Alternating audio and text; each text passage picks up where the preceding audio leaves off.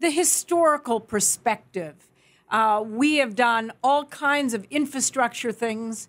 We did some with disease. What do we now need to do? Give me a historical perspective. So serious medicine is the conscious, direct attempt to intervene in the course of life-threatening and life-ruining diseases with an idea toward curing them.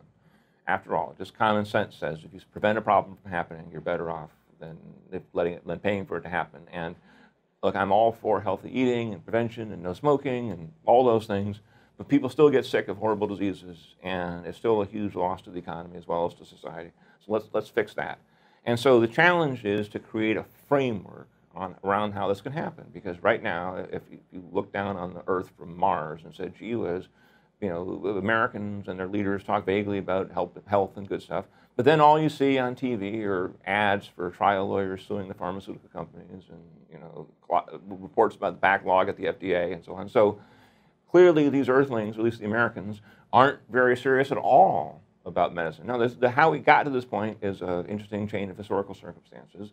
But here we are. Here we are with the number of new drugs down 60%, the number of new antibiotics down 80%, medical devices down 40%, capital in the field has collapsed. So we have a severe problem in our hands. So rather than just give up, we need to obviously look ahead. But let's also think about how we addressed these sorts of problems in the past, including in areas other than health insurance. For example, back in the late 18th century, Alexander Hamilton, our first Treasury Secretary, said that America faced a crisis of industry and technology.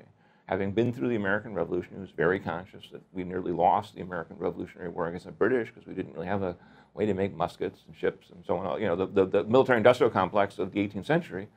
And so he said he issued something called the Report on Manufacturers, which he delivered to President Washington in 1791, and it was embraced by the first United States Congress, saying we need a system of internal improvements and, you know, industrial action and so on to get an American industrial base going here inside the United States. And then over the years since then, we said, well, we need canals and we need railroads and so on. All these things were done with a conscious effort by the government in both parties across the country to say, listen, the railroads are really important, not just for commerce and so on, but also for national security. And so we're going to, even in the Civil War, President Lincoln was trying to, started building a railroad that connected, you know, Council Bluffs, Iowa to Sacramento, California. It was completed in 1867.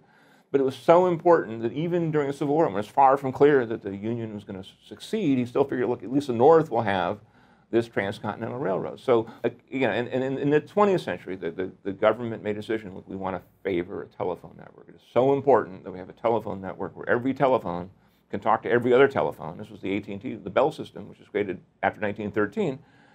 They created a system around that, and then we created a system around radio licenses and television licenses, and then, of course, the internet. So in history, we said, look, we want this to happen. We're going to arrange subsidies and tax credits and preferences and anything else we can think of. It's a messy, sometimes sloppy process, and some critics will say it's, you know, corrupt and rotten. But we got a lot of canals. We got when the Erie Canal was finished in 1825.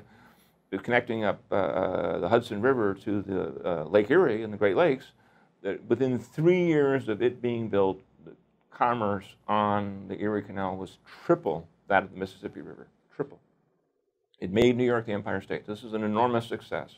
So we need to look at those successes in the past, canals, railroads, telephone, television, internet, and say, how can we create a similar system now for medicine, so that that Martian up in space looking down at us, watching us now kill off our own pharmaceutical industry, will say, gee whiz, those Americans are really serious. They really want to see each other, themselves, get healthier and have longer lives. And there's only one way to do that, which is to take medicine, the stuff of life itself, very seriously. What is the Hamiltonian framework for serious medicine? The Hamiltonian serious medicine would be an enterprise zone, which, as far as I'm concerned, should be the entire United States.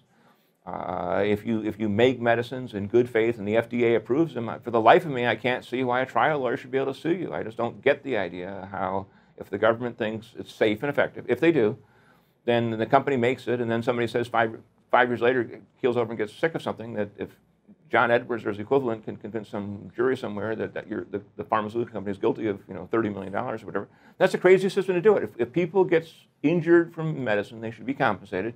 There should be more of a workman's compensation model rather than an entrepreneurial, buccaneering tycoon a pirate model. It would be a conscious policy, public, private, hopefully Democrats and Republicans working together to say, look, we want to make this, that is the United States of America, the most attractive place to study and research and manufacture pharmaceuticals and other life-saving technologies and materials.